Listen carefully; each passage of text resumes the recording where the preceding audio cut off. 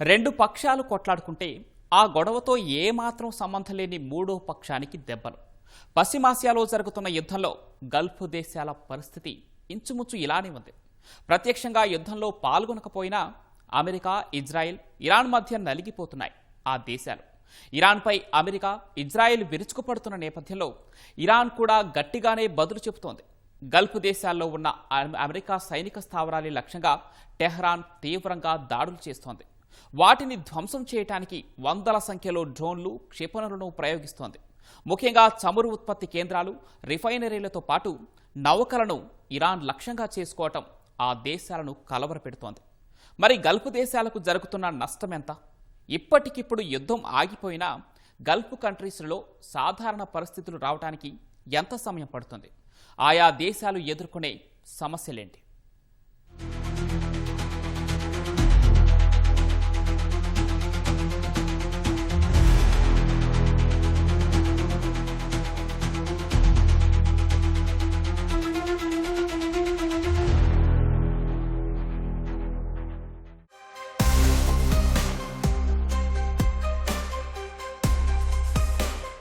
యుద్ధం మొదలు పెట్టడమే తప్ప ముగించడం ఎవ్వరి చేతుల్లో ఉండదు. అందులోనూ అది ఎంతటి విధ్వంసానికి దారితీస్తుందో ప్రత్యేకంగా చెప్పనవసరం లేదు. అమెరికా, ఇజ్రాయెల్, ఇరాన్ యుద్ధమే ప్రత్యక్ష ఉదాహరణ. చూస్తుంటే పశ్చిమాసియాలో రాజుకున్న అగ్ని ఇప్పట్లో చల్లారేలా లేదు. ఇరాన్పై మిసైళ్ల వర్షం కురిపిస్తున్నాయి అమెరికా, ఇజ్రాయెల్. ప్రతిగా ఇరాన్ కూడా డ్రోన్ల దండుతో ప్రత్యర్థిపై విరుచుకుపడుతోంది. ఈ పరిణామాలు గల్ఫ్ దేశాలకు ఆశనిపాతంగా మారుతున్నాయి. ప్రత్యక్షంగా యుద్ధంలో పాల్గొనకున్నా ప్రతికూల పరిస్థితులను ఎదుర్కొనాల్సిన పరిస్థితి గల్ఫ్ దేశాలది. మరోవైపు చమురు, గ్యాస్ ఉత్పత్తి కూడా ఆగిపోవడంతో ఆయా దేశాల ఆర్థిక వ్యవస్థ కూడా దెబ్బతింటోంది. దీంతో అయోమయ స్థితిలో ఉన్నారు అక్కడి పాలకులు.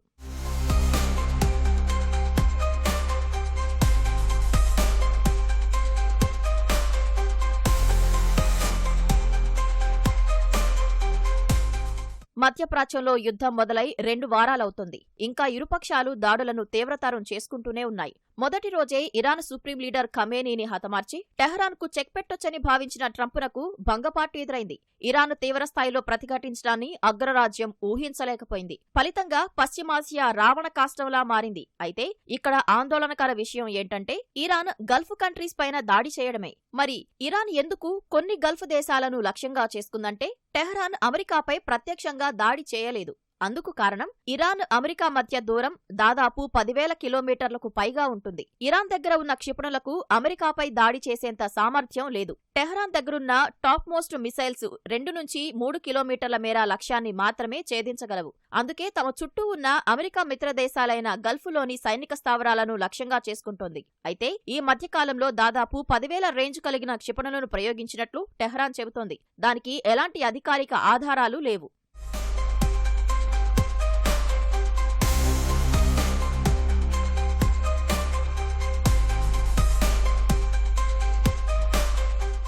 ఇరాన్ సుమారు 1000 కిలోమీటర్ల దూరంలో ఉన్న ఇజ్రాయెల్పై కూడా డ్రోన్లతో విరుచుకుపడుతోంది. అయితే ఇజ్రాయెల్ దగ్గరున్న గగనతల రక్షణ వ్యవస్థ ఐరన్ డోమ్ వాటిని సమర్థంగా అడ్డుకుంటోంది. కాబట్టి గల్ఫ్లోని ఖతార్, బహ్రెయిన్, కువైట్లోని అమెరికా సైనిక స్థావరాలపైన డ్రోన్లు, క్షిపణులతో విరుచుకుపడుతోంది ఇరాన్. ఎందుకంటే అమెరికా ప్రాంతీయ భద్రతా చట్టంలో భాగంగా ఇవి అగ్రరాజ్య స్థావరాలకు ఆతిథ్యం ఇస్తున్నాయి. అందులో భాగంగా గల్ఫ్ దేశాల్లో 8 శాశ్వత సైనిక స్థావరాలు ఉన్నాయి. 11 ఇతర కీలక సైనిక యూనిట్లు ఉన్నాయి. మొత్తంగా 19కి పైగానే సైనిక స్థావరాలు ఉన్నాయి. ఇవన్నీ పశ్చిమాసియా అంతటా నిఘా కార్యకలాపాలు, నౌకాదళ మోహరింపులు, యుద్ధ విమానాల ప్రయాణాలకు వీలు కల్పిస్తున్నాయి. వీటి ఆధారంగానే తమపై అమెరికా, ఇజ్రాయెల్ దాడులు చేసిందనేది ఇరాన్ వాదన. అందుకే వాటిని లక్ష్యంగా చేసుకుని టెహ్రాన్ దాడులకు దిగుతోంది. పశ్చిమాసియా యుద్ధంలో గల్ఫ్ దేశాల లక్ష్యంగా మారడానికి ప్రధానంగా 3 కారణాలు. 1 భౌగోళిక స్థానం, 2 ఇంధన వనరులు మరియు అంతర్జాతీయ రాజకీయాలు. ఈ దేశాలు ప్రపంచ చమురు, గ్యాస్ ఉత్పత్తిలో కీలక పాత్ర పోషిస్తున్నాయి. అందువల్ల ఈ ప్రాంతాన్ని ప్రభావితం చేయడం ద్వారా ప్రపంచ ఆర్థిక వ్యవస్థపై ప్రభావం చూపించడం సులభమవుతుంది. రెండవది, ఈ దేశాల్లో చాలా దేశాలు అమెరికా మరియు పాశ్చాత్య దేశాలతో భద్రతా మరియు రక్షణ ఒప్పందాలు కలిగి ఉన్నాయి. అందువల్ల ఇరాన్కు వ్యతిరేకంగా ఉన్న శక్తులుగా వీటిని భావించే పరిస్థితి ఉంది. 3, గల్ఫ్ ప్రాంతంలో ఉన్న చమురు టెర్మినల్స్, పోర్ట్లు, పైప్ లైన్లు మరియు రిఫైనరీలు ప్రపంచానికి అత్యంత కీలకమైనవి. ఈ మౌలిక వస్తువులు దెబ్బతింటే ప్రపంచ చమురు సరఫరా వెంటనే ప్రభావితం అవుతుంది. అమెరికా ఇజ్రాయెల్ను నిలువరించాలనే ఉద్దేశంతో హోర్ముజ్ జలసంధిని కూడా మూసివేసింది ఇరాన్. ప్రపంచ చమురు దిగుమతుల్లో 20 నుంచి 25% పైగా ఇక్కడి నుంచి రవాణా అవుతుంది. ఇది గల్ఫ్ దేశాలకు భారీగానే నష్టాన్ని మిగులుస్తోంది. అలాగే యుద్ధం కారణంగా చమురు ఉత్పత్తి కేంద్రాలు, రిఫైనరీలను కూడా గల్ఫ్ దేశాలు మూసివేశాయి. అలాగే గ్యాస్ ఉత్పత్తి సంస్థలు కూడా తమ కార్యకలాపాలు నిలిపివేశాయి. మొత్తంగా గల్ఫ్ కంట్రీస్ కి ప్రధాన ఆదాయ వనరులైన గ్యాస్, చమురు ఉత్పత్తులు ఆగిపోవడం ఆయా దేశాలను తీవ్రంగా దెబ్బతీస్తోందని విశ్లేషకులు చెబుతున్నారు.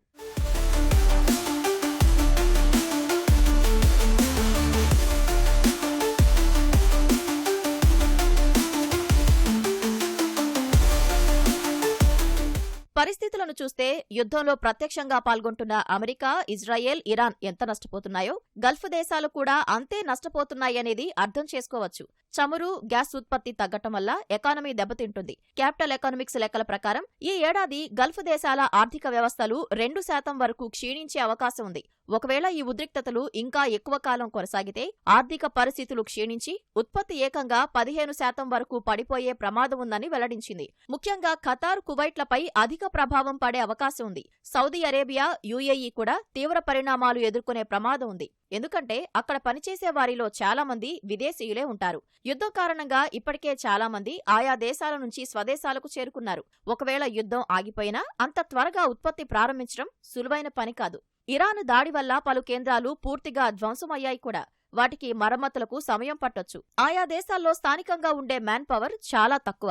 అందులోనూ ఉద్రిక్తతల వల్ల విదేశీయులు అంత త్వరగా అక్కడికి రావడం సాధ్యం కాకపోవచ్చు.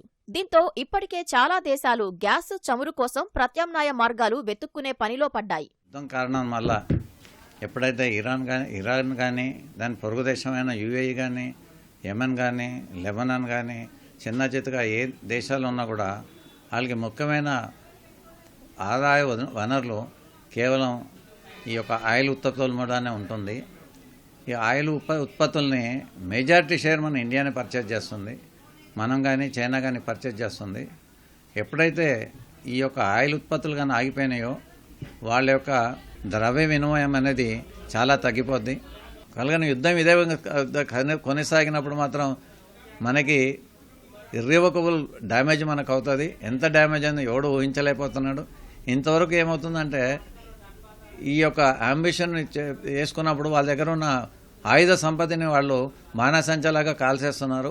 కానీ ఆ బాణసంచలా కాల్చినప్పుడు మనకి ఇన్ఫ్రాస్ట్రక్చర్ డౌన్ అయిపోతుంది, బిజినెస్ డ్యామేజ్ అవుతుంది, ప్రొడక్షన్ డ్యామేజ్ అవుతుంది, ప్రాణ నష్టం జరుగుతుంది. కాబట్టి దీనికి ఏకమొత్తంగా మనం నష్టం ఎంత వేస్తుందా అనే నివారణ దానికంటే ఇది మాత్రం చాలా చాలా ఊహకందని నష్టాన్ని మాత్రం అందరు చూడాల్సి వస్తుంది.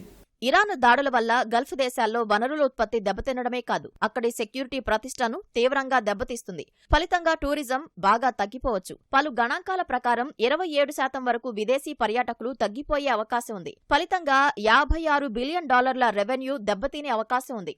టెక్నాలజీ సామర్థ్యం తగ్గిపోతుంది. విదేశీ పెట్టుబడులు తగ్గిపోతాయి. అస్థిరత వల్ల సముద్ర రవాణాపై బీమా ప్రీమియంలు పెరుగుతాయి. ఇది వ్యాపార వ్యయాన్ని పెంచి అంతర్జాతీయ కంపెనీలను పునరాలోచనలో పడేలా చేస్తుంది. అంతేకాదు చుట్టుపక్కల ఉన్న దేశాలపై కూడా ఈ ప్రభావం ఉండనుంది. ఇప్పటికే ఈజిప్ట్ పౌండ్ విలువ డాలర్తో పోలిస్తే కనిష్ట స్థాయికి చేరుకోవడమే ఇందుకు ఉదాహరణ. ఇలా చెప్పుకుంటూ పోతే తమకు ఎలాంటి సంబంధం లేని యుద్ధం కారణంగా గల్ఫ్ కంట్రీస్ తీవ్రమైన నష్టాన్ని మూటగట్టుకుంటున్నాయనేది ప్రస్తుత పరిణామాలు బట్టి స్పష్టంగా తెలుస్తోంది.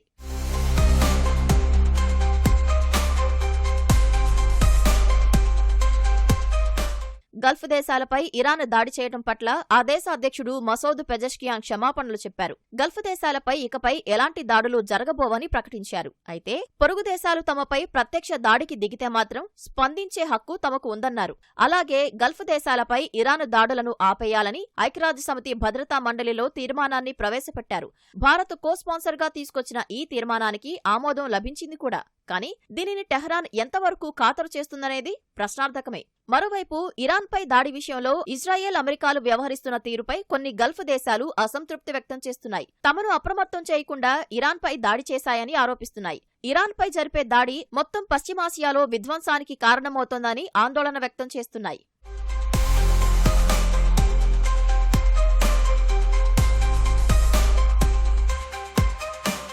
మొత్తంగా చూస్తే యుద్ధం కారణంగా అన్ని విధాలుగా గల్ఫ్ దేశాలు తీవ్రంగా నష్టపోతున్నాయనేది సుస్పష్టం. ఒకవేళ ఇప్పటికిప్పుడు యుద్ధం ఆగినా జరగాల్సిన నష్టం ఇప్పటికే జరిగిపోయింది. సాధారణ పరిస్థితులు రావటానికే చాలా సమయం పడుతుంది. కానీ ఇంకా 2-3 వారాలు మాత్రం యుద్ధం జరిగితే గల్ఫ్ దేశాలపై ఎంతటి ప్రభావం పడుతుందో అనేది చెప్పడం కష్టమే అని విశ్లేషకులు అభిప్రాయపడుతున్నారు. ఒక రకంగా చెప్పాలంటే పశ్చిమాసియాలోని యుద్ధ జ్వాలల సెగ గల్ఫ్ దేశాలకు పెద్ద ఎదురుదెబ్బే.